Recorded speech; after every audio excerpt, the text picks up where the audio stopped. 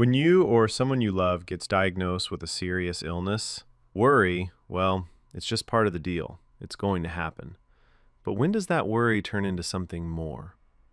Today, we're going to talk about the often unspoken topic of anxiety during serious illness. It's a really crucial conversation for patients, families, and caregivers alike. So let's start with a central question that, honestly, pretty much every patient faces. When you're dealing with a huge health challenge, of course you're going to worry. That's a completely natural human response. But the real question is, at what point does that normal worry cross a line into something else? This is really the heart of it, isn't it? Is what you're feeling, or what your loved one is feeling, just a standard part of this incredibly difficult journey? Or has it become something that really needs a different kind of attention? To see just how important this question is, you just have to look at the numbers. At least a quarter of all cancer patients experience what doctors call clinically significant anxiety. Now, that's just a fancy way of saying it's serious enough to really mess with their quality of life. Think about that for a second. 1 in 4 people are fighting not just cancer, but this heavy psychological burden too. And that's not all. For patients with conditions like congestive heart failure or COPD, that number, it jumps to a staggering 50%. Half. Half of them are wrestling with significant anxiety. So you see, this isn't some rare side effect. It's a huge part of the experience for so many people. So to navigate all this, we need to be really clear about what we're talking about. So let's break down what we'll call the anxiety spectrum so we can all understand the crucial differences. Okay, at its core, here's the clinical definition. Anxiety is a state of fear that comes from perceiving a threat. Doesn't matter if it's happening right now or you just think it's coming. And when you're dealing with a serious illness, well, those threats can feel like they're absolutely everywhere. Now, this is probably the most important distinction we're going to make. You can think about anxiety in 2 totally different ways. First, as a symptom. That's that normal, temporary fear you feel when you get a scary diagnosis. But it can also be a disorder. And that's when the worry becomes so constant, so overwhelming, that it actually gets in the way of your daily life. So when we talk about a disorder, we're not just talking about a feeling.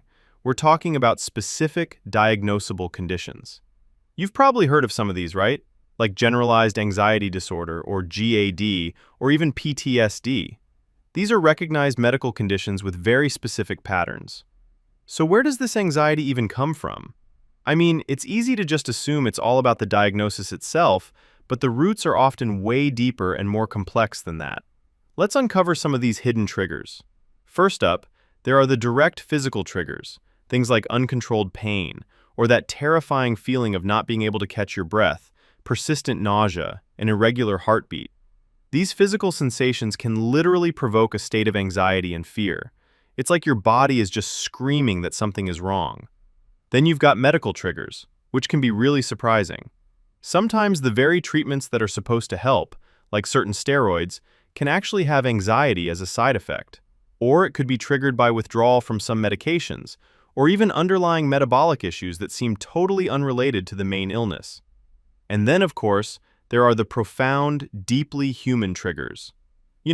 Facing your own mortality, the fear of losing your independence, worrying about your family, about money. These are the huge existential weights that can become powerful drivers of anxiety. Okay, so this brings us to the big question. How do you recognize when that line has been crossed? What's the turning point where normal worry becomes something that really needs professional help? It is so important to let this sink in. Not all worry rises to the level of a diagnosable anxiety disorder.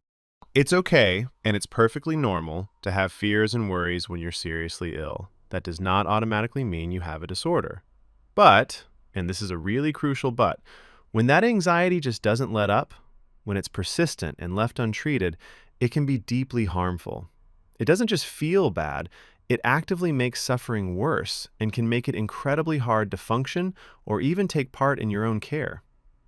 So what does that actually look like in the real world, at the doctor's office? Let's explore how untreated anxiety can fundamentally change the whole dynamic between you and your healthcare team and really affect the quality of care you get. Well, untreated anxiety can create this vicious cycle. Patients often report having less trust in their doctors. They might feel too scared or overwhelmed to ask really important questions, which means they could miss crucial information. And all that mental noise just makes it harder to process what you're hearing and be an active partner in decisions about your own treatment. Okay, so we've looked at how big this problem is, what causes it, and the impact it has. So what's the single most important thing to take away from all of this? It all boils down to this: learning to recognize that line between the expected, normal worry of being sick and an anxiety that becomes its own disorder. One that causes real harm and really needs to be treated. Just having that awareness, that's the first and most powerful step you can take. And that brings us to the final and maybe most important point.